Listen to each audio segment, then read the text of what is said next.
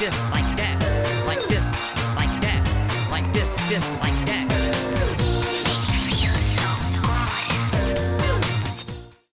Eh bien, bonjour tout le monde, on se retrouve pour une toute nouvelle vidéo sur Roblox et on se retrouve pour une toute nouvelle vidéo avec des bonnes nouveautés aujourd'hui parce qu'en effet, on va présenter une toute nouvelle mise à jour. Alors j'ai l'impression que le créateur a désormais adopté un rythme progressif de mise à jour. J'ai l'impression qu'il y en a une par mois et souvent c'est le lundi qu'elles sortent, ce genre de mise à jour. Donc j'essaierai d'anticiper la prochaine fois, au mois prochain, le fait que le créateur a potentiellement sorti sa mise à jour, parce que vous voyez que la mise à jour, en fait, en réalité, à l'heure où est-ce que je tourne cette vidéo, la mise à jour est sortie à peu près 8-9 jours. Donc vous voyez que j'ai un petit peu de retard. J'essaierai pour la prochaine mise à jour d'être... donc dès que la mise à jour sortira le lundi, le mercredi, vous aurez la vidéo avec tout le résumé des mises à jour, histoire d'être vraiment aux pages de l'actu. J'espère en tout cas qu'il ne va pas décaler sa mise à jour et que je ne vais pas me faire avoir comme un bleu. Alors, comme la précédente mise à jour, notre créateur nous a vraiment gâté. Enfin, le créateur de ce jeu nous a vraiment gâté. Dans le sens où Exit, j'ai envie de dire, l'ancienne version du jeu avec les coasters pourris, pas très bien modélisés, il nous a encore remplacé un ancien coaster mieux modélisé littéralement, et vous allez voir ça, c'est absolument fantastique. Vous verrez tout à l'heure également toutes les petites nouveautés que j'ai pu apporter au niveau du water coaster. Vous allez voir, c'est assez impressionnant, surtout au niveau thématique. On a vraiment fait un bond en avant, encore une fois, j'ai l'impression de le dire à chaque fois que je grappille une nouvelle zone thématique, j'ai envie de dire. Et vous allez voir, le résultat est vraiment impressionnant. Donc, tout d'abord, on va peut-être faire un petit résumé des mises à jour. Alors, je vais faire un petit checklist, voilà. Histoire vraiment de me mettre à jour. Alors, vous voyez qu'on a un nouveau roller coaster. On a un nouveau design des teacups. Vous allez voir ça dans quelques instants.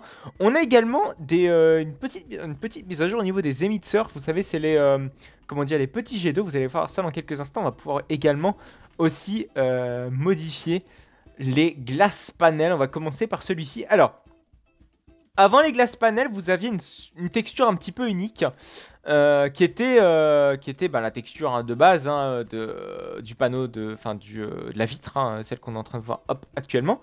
Mais maintenant, vous pouvez désormais modifier sa transparence, si je puis dire. Donc là, son opacité, là vous voyez que c'est 100% transparent. Alors ça peut donner des petites situations assez incongrues. Si par exemple vous ne souhaitez pas que vos visiteurs puissent aller dans un certain endroit, ça peut être super pratique, hein. Genre par exemple, vous voulez pas que ça se voit, mais vous voulez que par exemple une zone backstage, mais vous voulez absolument que vos visiteurs ne rentrent pas, bah, vous pouvez mettre ça. Ça peut être très pratique, et vous voulez vraiment que ce soit invisible et que ce soit entièrement invisible. Le nom. Donc voilà, donc vous pouvez vraiment modifier la transparence. Donc la couleur vous pouviez déjà modifier, mais là vraiment la transparence c'est vraiment sympa, parce qu'on va vraiment pouvoir personnaliser encore plus nos vitres. Même si je vous avoue que je sais pas si j'utiliserai, mais ça peut vraiment être sympa dans des cas vraiment très précis. C'est important de le préciser. Deuxième petite nouveauté qui est assez gadget, mais qui finalement peut être assez intéressant si on recherche vraiment à faire ça de manière précise. Ce sont les les jets d'eau plutôt. On va se mettre en mode jet d'eau. Je sais pas si on en a ici. Ouais, j'ai l'impression qu'on en a pas.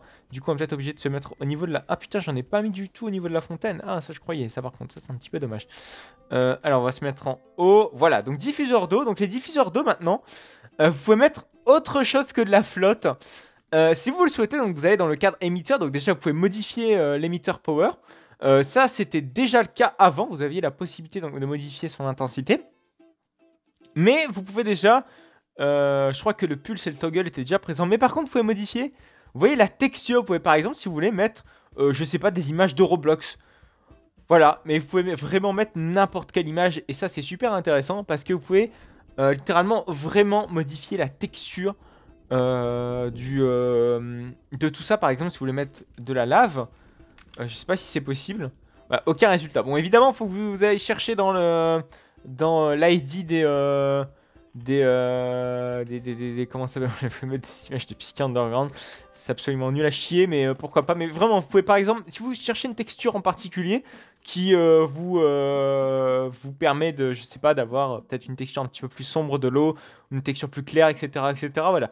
Tout est vraiment possible et ça c'est vraiment intéressant. Pourquoi pas mettre des petits feux d'artifice, un jet de feux d'artifice. Vous voyez, si vous voulez par exemple faire des feux d'artifice, vous pouvez désormais le faire avec ça en rien qu'en modifiant la texture de l'item en fait,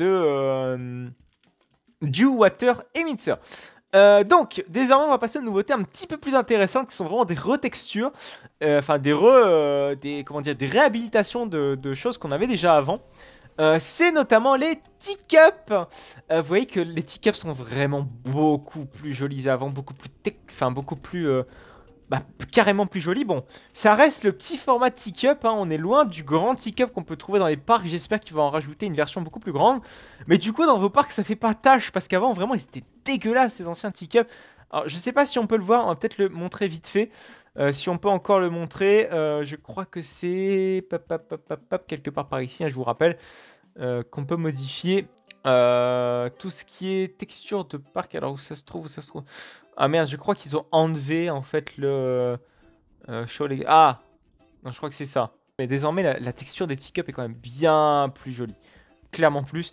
Et enfin, c'est clairement plus réaliste, quoi. Et je sais pas si vous voulez faire une petite zone sympa d'entrée avec 3 petites attractions, avec une belle verrière, tout ça.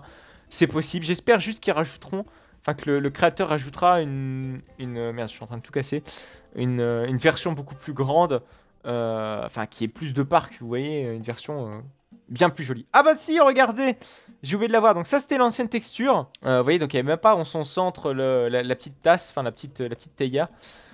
C'est vrai qu'elles étaient... Putain, l'ancienne texture était carrément plus grande en fait. Et là, désormais, elle est beaucoup plus petite. Après, ouais, c'est vrai que les tasses étaient peut-être beaucoup trop grandes. J'ai l'impression aussi que les visiteurs ont l'air d'être plus petits quand ils rentrent dans les teacups. Enfin bref, c'est complètement bizarre. Donc c'est les 3 places. Je sais pas si avant c'était les 3 places. Ouais, je pense qu'avant ouais, c'était aussi les 3 places. Mais vous voyez qu'il y avait de la place inutilement pris. Voilà, le cercle est beaucoup mieux fait. Enfin bref, clairement, chapeau bas. C'est clairement joli. En plus, je suis sûr on peut modifier plein de petites choses. Ok, on peut même faire un départ synchronisé. Sauf que j'aurais pensé faire ça sur... Voilà. Clairement, on peut tout modifier au niveau de la couleur. Donc ça, c'est vraiment joli. Avec des petits déclencheurs et tout. Alors, je sais pas comment on pourrait faire des déclencheurs avec ça. Pourquoi pas, j'ai envie de dire, peut-être au démarrage de l'attraction, voilà, mettre un petit dispatch sound. Ça peut être vraiment sympa, un petit peu comme on avait sur l'ancien teacup de Plopsaland. Oui, le teacup thématisé sur Wheezy et Whoopie. Donc j'espère que ce sera fait sur d'autres attractions. Je pense que ça ne manquera pas au niveau du carrousel, parce que le carrousel commence à avoir pris un petit coup d'yeux. Et même aussi que ce soit la Freefall et même la Topple Tower, parce que j'aimerais bien mettre une petite Topple. Mais la Topple est vraiment dégueulasse, hein. Clairement, la Topple... c'est mauvais comparé aux flat rail les plus récents avec le double swing, comme il appelle si bien, comme il avait nous rajouter avec les sit down. Mais bon, il y a une autre attraction désormais qui a été réhabilitée, ce sont également les inverted coasters. Oh là là, on va mettre le avant-après. Donc là vous le reconnaissez, ce sont les modèles des SLC Vekoma qui ont été intégralement recréés. Donc ça remplace c'est ce coaster-ci. Voilà, qui pouvait s'apparenter à un BM, voire un Giovanola pour les plus connaisseurs, vous savez, à Gold Drive City. Mais je pense que clairement l'objectif c'était de pouvoir reproduire un SLC. Donc désormais voilà, donc avant, après, désormais vous n'avez plus ce type là de base d'attraction. Désormais vous avez le SLC. SLC qui, je le rappelle, ce sont des modèles vachement pas confortables de modèles Vekoma. Donc c'est les modèles qui est Vampire à Walibi Belgium, Malconte d'Or à Walibi Holland. Shaman, non c'est pas Shaman, comment il s'appelle déjà, Blue Tornado à Gardaland. Et vous allez voir, mais alors mais qu'est-ce que la texture des banquettes est clairement jolie. Donc même si vous jouez, si vous débutez dans le jeu, parce que c'est vrai que avant les textures des... Enfin, dès que vous vouliez avoir une attraction plutôt jolie visuellement, vous êtes obligé d'attendre un petit peu, voilà, vous étiez obligé...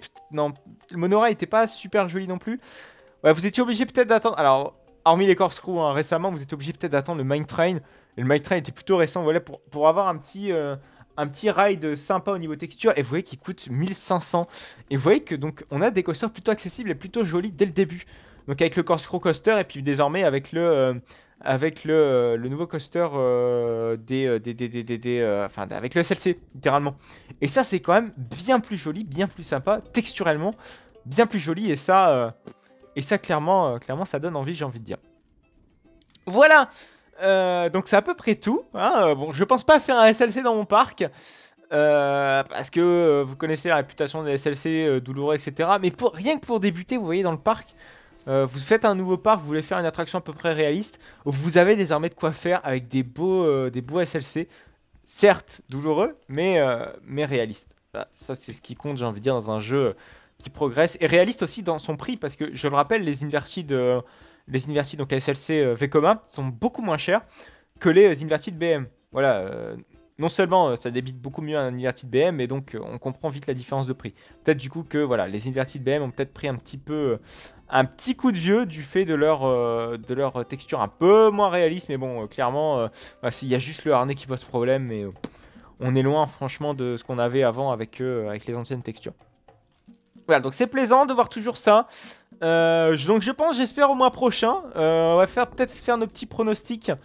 Moi je crois bien à une retexture des... Ah oui, c'est vrai que du coup il y avait les launch coasters. Ah, pourquoi pas les launch coasters, mais version Intamin. Parce qu'on le rappelle, hein, regardez les launch coasters qui étaient avant, je le rappelle, la montagne russe la plus chère du jeu. Et désormais loin d'être la plus chère, au passage. C'était donc les launch Intamin. Donc j'espère avoir des trains à la barre Intamin bien réalistes et tout. Limite comme Konda ou comme... Enfin même Konda qui n'est pas un launch Intamin, mais plutôt comme Taiga, comme Taron. À Phantasialand, j'y crois extrêmement fort. On va voir ça, je pense, la semaine prochaine. Pourquoi pas, mais j'y crois bien aussi à la théma d'un Spining. Honnêtement, un Spining, ce serait vraiment sympa. Et c'est vrai que la théma des Spining, oh là là, ouais, et puis ça commence à devenir urgent. Bref, trêve de blablaterie. On a beaucoup parlé concernant les nouveautés de cette nouvelle mise à jour. Mais aujourd'hui, on va peut-être parler de ce que j'ai fait depuis la dernière fois. Parce que oui, vous devez le voir. Mais j'ai entièrement terminé la thématique du début de la file d'attente de notre magnifique water coaster qu'on avait débuté déjà il y a quelques épisodes. Que l'on va continuer ensemble. On va mettre beaucoup d'éléments de théma. Vraiment sympa. Mais j'aimerais d'abord faire un rapide bilan. Alors, j'ai fait un petit panneau d'entrée, voilà, donc avec des petits rochers vraiment sympas qui arborent la totalité de notre ride et un petit porche d'entrée pour éviter que si jamais il y a un lost article, que notre visiteur ne se le prenne pas littéralement dans la gueule. J'ai également fait une petite porte, voilà, backstage, donc si jamais on fera sans doute une zone backstage qui sera juste derrière. Histoire d'avoir un peu de place, histoire de, je sais pas, de stocker du matos, je ne sais quelle autre raison.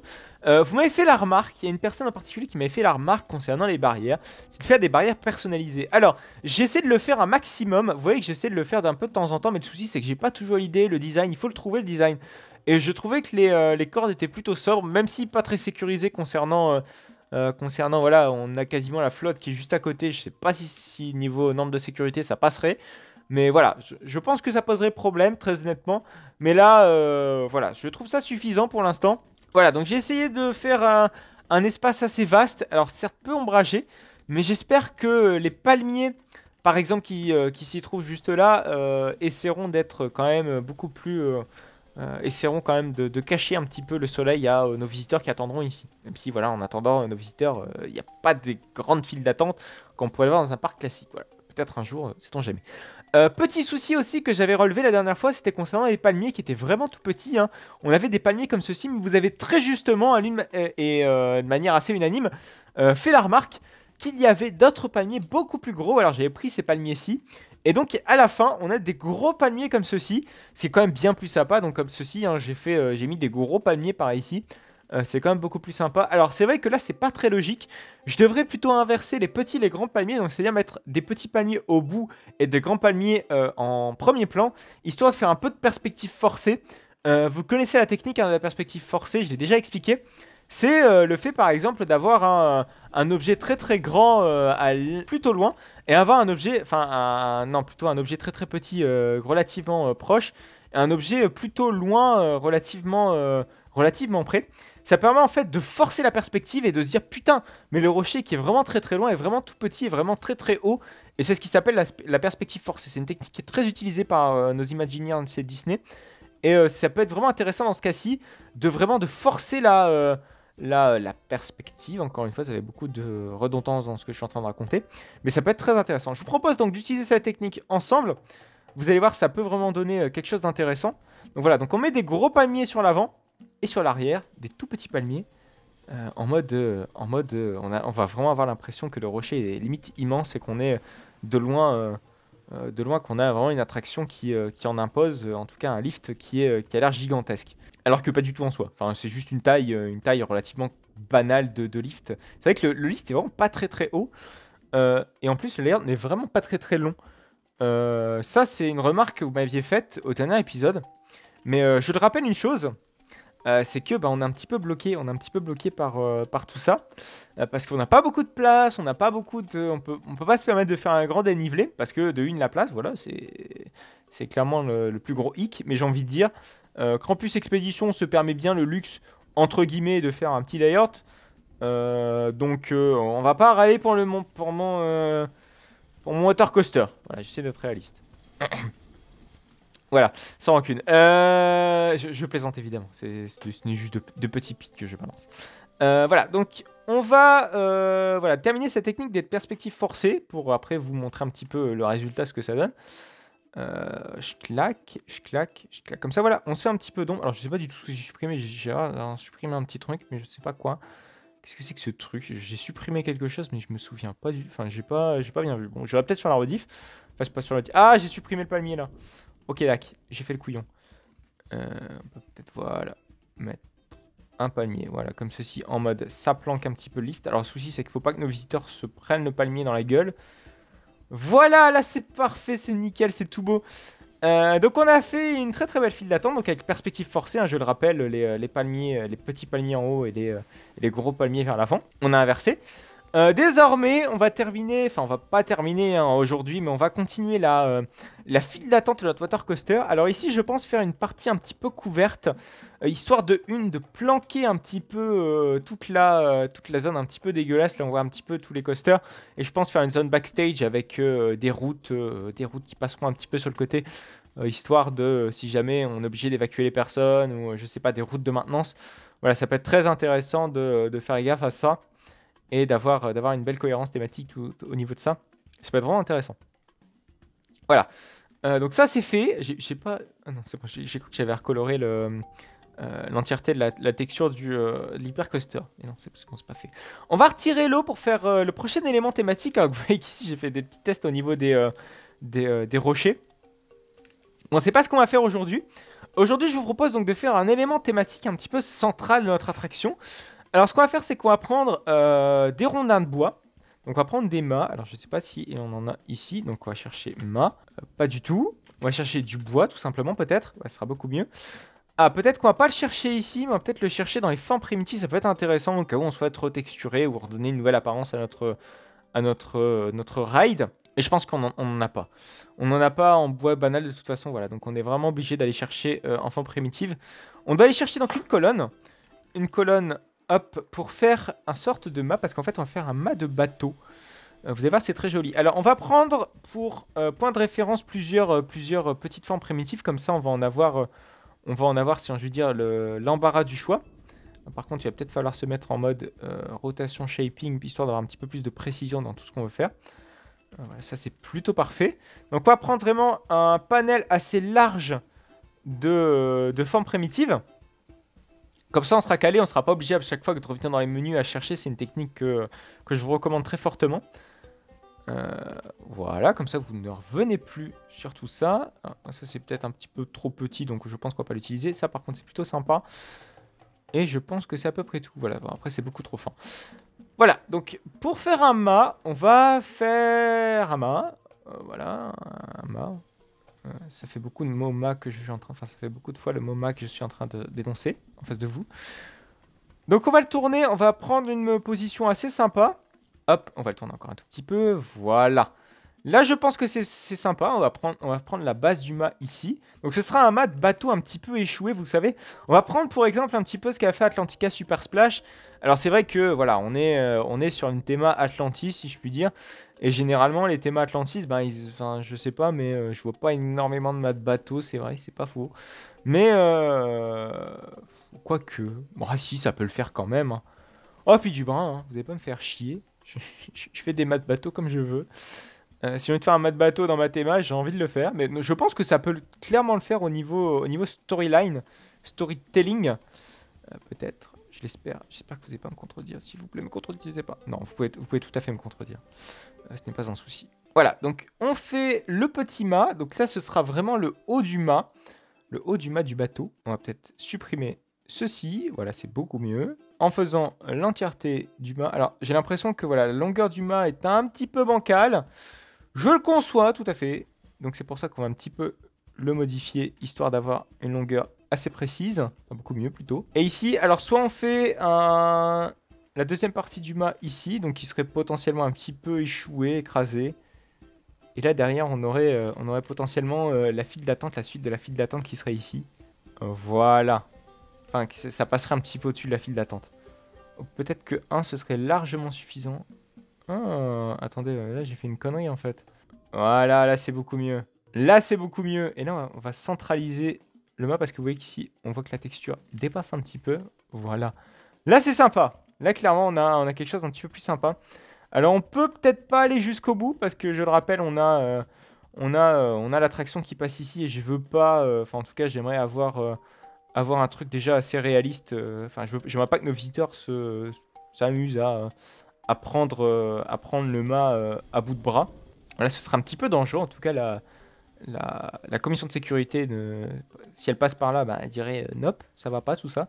Donc du coup, il faut sécuriser un petit peu notre zone. Donc ce qu'on va faire, c'est qu'on va prendre la petite fente de la roche. Voilà, c'est sympa. Alors après, il y aura, ce sera beaucoup de thémas secondaires, si je puis dire. Alors on va essayer de chercher. Vous savez, la petite passerelle qui permet par exemple à notre équipage de voir s'il y a un petit souci. Vous savez, il y a toujours un personnel d'équipage là-haut qui surveille si jamais, par exemple, au plus grand des hasards, qu'il y a un iceberg. Chose qui ne s'est jamais produit dans la marine. Ou pas. Donc la petite passerelle, ce serait bien aussi d'avoir une petite zone où on puisse avoir notre équipage qui puisse monter là-haut. Après ici, ouais, j'aurais aimé avoir, vous savez, une petite boule, un petit cul comme ça qui puisse soutenir un petit peu le tout, mais j'ai l'impression que ça va être plus compliqué qu'autre chose. Peut-être rechercher dans cylindre. Alors peut-être avoir un petit mât qui puisse soutenir un petit peu le tout. Ça a l'air de le faire. Ouais, ça a l'air de bien le faire même. C'est vraiment sympa. Donc ça, c'est fait. Donc on va pouvoir texturer un petit peu le tout. Donc avec du bois relativement classique, même très très très très sombre.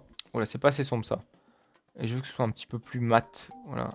Oh, c'est sympa. Oh, c'est vraiment sympa. Le souci là, c'est que c'est pas du tout texturé. J'aimerais que ce soit texturé un peu bois. Voilà. Là, c'est beaucoup mieux. Là, c'est vieux. Ça fait vraiment aspect limite délabré. C'est vraiment sympa. Voilà. Donc ça, c'est fait. On va peut-être mettre un petit peu de texture au niveau des... Enfin, pas mettre de la texture, mais plutôt mettre des accessoires. Voilà, c'est plutôt... c'est beaucoup mieux. Alors, généralement... quand vous faites attention à la thématique des mâts, vous avez des petites toiles qui puissent, que le mât puisse prendre le vent et puis faire avancer le bateau. Mais ça, vous verrez ça au prochain épisode. J'aurai sans doute terminé tout ce qui est thématique de cette section-ci. Donc voilà, donc faire un mât de bateau et pourquoi pas la prochaine fois faire des petits effets de splash ou vraiment des petits effets là où on puisse rajouter et avoir des beaux petits, des bonnes petites interactions avec la thématique et puis le splash coaster. Il y a un petit truc, c'est vrai que j'ai oublié de vous le dire, c'est concernant la petite cascade ici, c'est vrai que j'ai oublié de vous le dire, j'ai parlé tout à l'heure des water emitters et en fait j'ai tout simplement mis des water emitters au niveau de la descente et comme ceci vous voyez que ça fait un genre de brume bien sympa. Et c'est l'effet que j'ai voulu donner à ce petit splash. Et vous voyez que l'effet est clairement des plus jolis. En tout cas, j'aime beaucoup cet effet et ce rendu qui est vraiment super sympathique. Voilà, donc j'espère que cette vidéo vous aura plu. Vous verrez en tout cas le résultat un petit peu de cette partie-ci, de la thématique du water coaster. Vous allez voir, ce sera vraiment chouette. En attendant, n'hésitez pas à vous abonner pour ne pas manquer l'épisode de la semaine prochaine. Ça se passe toujours sur cette chaîne. Également, vous pouvez me retrouver sur Planet Coaster, c'est pas maintenant, mais ce sera très bientôt, ne vous inquiétez pas. Vous pouvez également me retrouver sur mes réseaux sociaux, à savoir Instagram, Utip et Twitter. Tous les liens de ce que je viens de vous citer se trouvent dans la description de cette vidéo. Et vous pouvez également me soutenir en laissant un petit pouce bleu si vous avez aimé cette vidéo. Et également à vous abonner pour ne plus manquer aucune autre de mes vidéos. Et pourquoi pas de prochains lives. Allez, à plus tard, à la semaine prochaine ou à mercredi. Pour ceux qui regardent No Limits, allez à plus tard.